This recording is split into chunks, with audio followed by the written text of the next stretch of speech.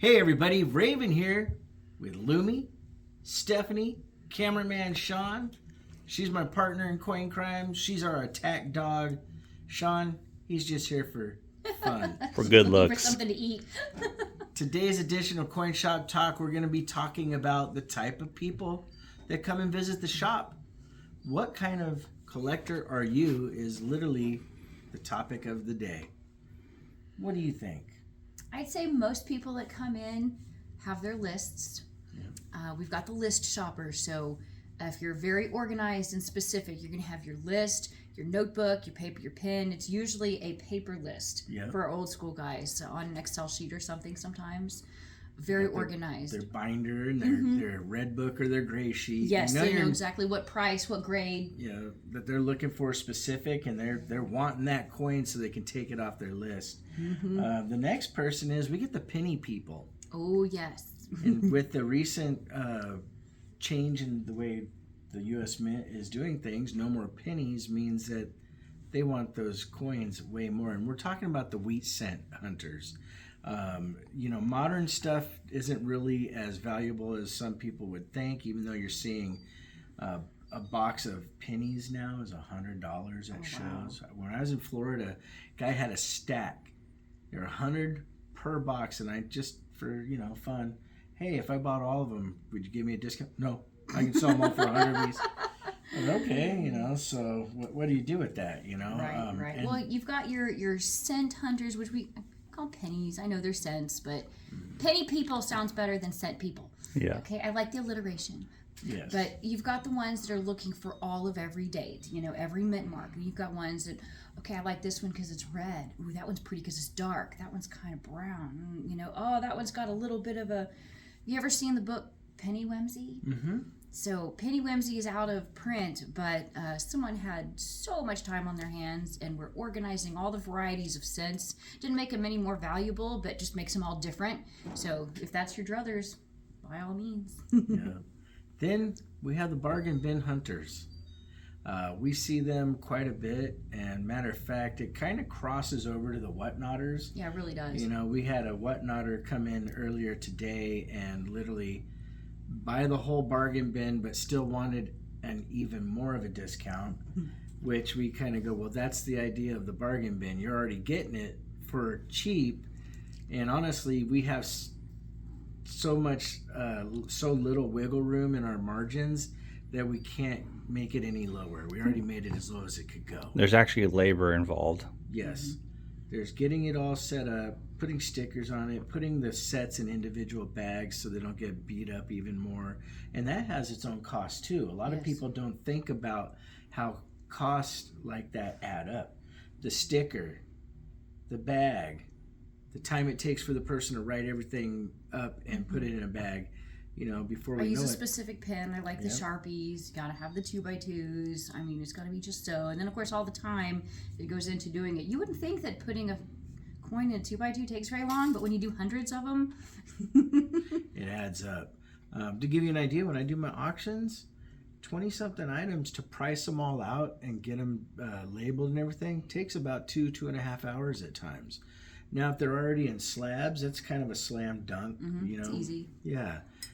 It's a lot easier to look it up. But when you're kind of going, okay, well, I think it grades at this. It could be this. Let me go somewhere in the middle. $14, like that's kind of where you end up.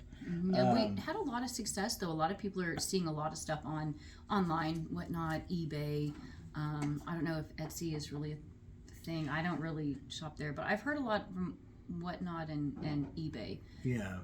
Etsy, when you go in there, people have, dateless buffaloes for $20,000 because they're a bargain. What's up? Nothing. I got a bunch of those. Let's get some money. I gotta go on vacation. We sell 5 of those. I see a Mai Tai in my future. So then we have the bullion stackers. They are literally not interested in anything in the shop other than gold, silver, platinum. At the cheapest premium known to possible man. Oh, yeah. Sometimes it's just, I want the cheapest silver that I can get, or I only want eagles. I only buy silver eagles. That's all I want. I only want maples. I want anything but maples. Just, the stackers have their own preference, and then you get the people that just, oh, that's pretty and it's silver. Okay. Oh, that's pretty and it's silver. Well, you have stacker collectors. Yes. They want to do kookaburras, anything that has a theme that changed the designs. Art bars that are Art bars vintage. are crazy. You know, you got the Engelhard people, the Geiger people. You know, it's really kind of interesting how those type of people overlap in the things that they do and they like. Because I've seen time and time again where a guy that's been literally locked in on Geigers all of a sudden goes, Libertad? You know? Yeah. Wait a minute. It's hard to even keep them. Yeah. I mean, a lot of that stuff just flies off the shelf. Or, you know, it is a shop owned by a private owner. So there's a certain amount of stuff that comes in that he likes to put in his own stack. And that's... Yeah, he's a collector too. That's how we started. Exactly. And of course, all of us were also collectors. But, you know. Then you have the world coin and token people. Those people will sit for hours and hours looking through our card catalogs that we have over there for the rare coins that most people don't know about. They'll look through the bargain bins of stuff to see if we every missed. country, every denomination. Okay, next. They want to see everything. And then you have some people, they're just like, you know what? No, just give me all the loose world that you have. I just want to go through it and see what's there. Not looking for anything specific, just, you know, just see what's there. Some of them use that bulks foreign for family nights and stuff like that.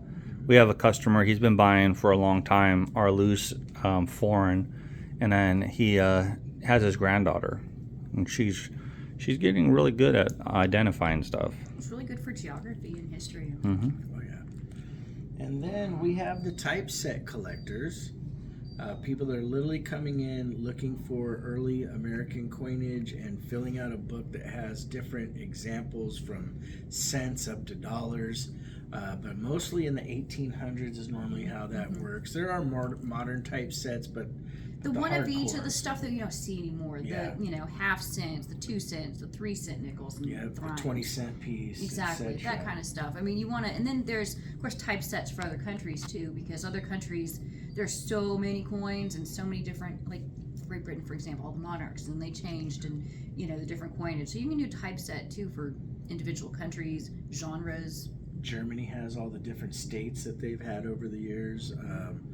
You know, you go Latin America, you can go Australia, New Zealand. I mean, there are so many caveats, and it's kind of cool because we're one of the few places that has a wide array of world coins, knows what it is, and you're not going to get ripped off, you know, for what you're buying. You're actually getting stuff that's researched, and that takes quite a lot of time. And James is our main research person, the owner of the shop.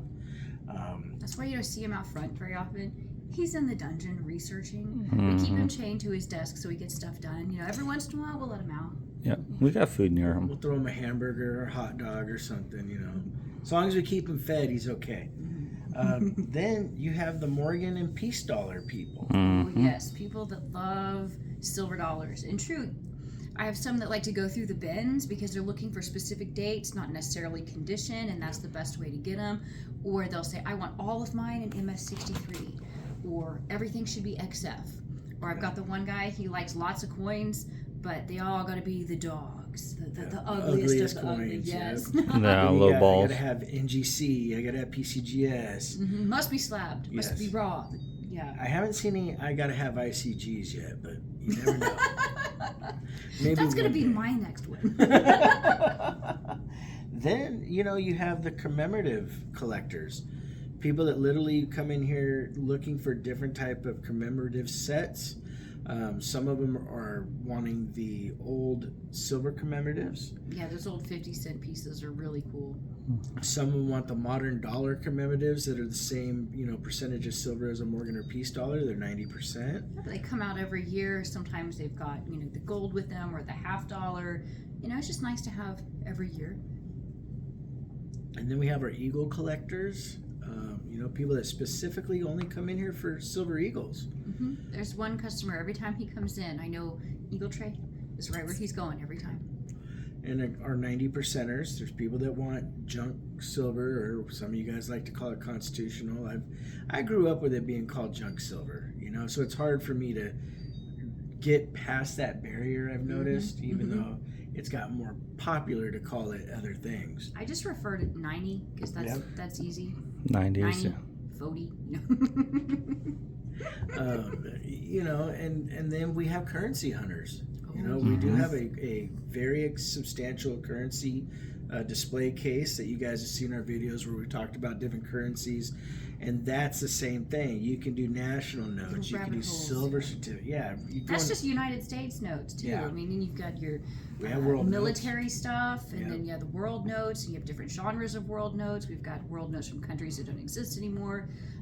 Money that's been demonetized, and it's still neat. It's still pretty. Definitely.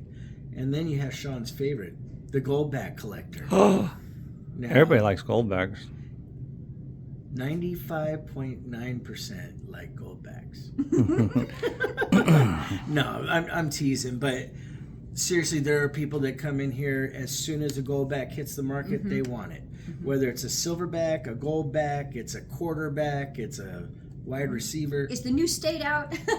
I need to go get them all. Yes. And so that's just the beauty of collecting in a nutshell. Yeah, absolutely. There's find what you like. It doesn't have to be valuable. It can be something you like and be valuable. It could just be like, oh, that's neat. I don't have one of those. What about the dealers? I don't have one of those. Oh, yeah. The nationwide dealers that come across. And local. That come in and they've got their gray sheet in hand and they think, hey, I'm a dealer. I deserve this. Here's the thing. If you come in quite a bit, you're a regular, we'll help you as much as we can. But just because you carry a gray sheet doesn't quite mean that I can, pony it down to dealer cost and then, hook you up, because we're a retail shop. We have employees, Sean, Stephanie, myself, a few others. Lumi gets paid in biscuits. Yes, biscuits and everybody's food and pets. So there's overhead, and so we have to kind of pick and choose sometimes. If a coin, let me put it this way: if we have a 1955 double die Lincoln cent, we can't sell that at gray sheet. It doesn't make any sense. You can't get your hands on them, so we have to pay over to get them. And unfortunately, that's the name of the game. Whoever buys it next kind of has to pay a premium. And we normally, though, as a shop, leave some meat on the bone. That's kind of one of our things. Oh, we got a customer coming in. And we're back. So, like I was saying, we get a lot of dealers that come in through here, and also they like going to the local coin circuit. I have a coin show in Norman coming up this weekend, May 1st and 2nd. And it's really cool. It's going to be a really good, fun time for everybody. We've got 50-something tables sold, and there's going to be dealers from all over the place. Are you going to be doing autographs? If asked. $5. And then, there's the regular collector. The guy that's literally coming in and he just likes, or she likes, the coins that are in the case. And we try to make sure we have those in the case for them. It's really important. Sean and Steffi and I see it all the time. Somebody comes in, they see a coin they like, and we're not trying to push a sale on you, but I've told people before, if you don't get it now, there's a good chance it won't be here.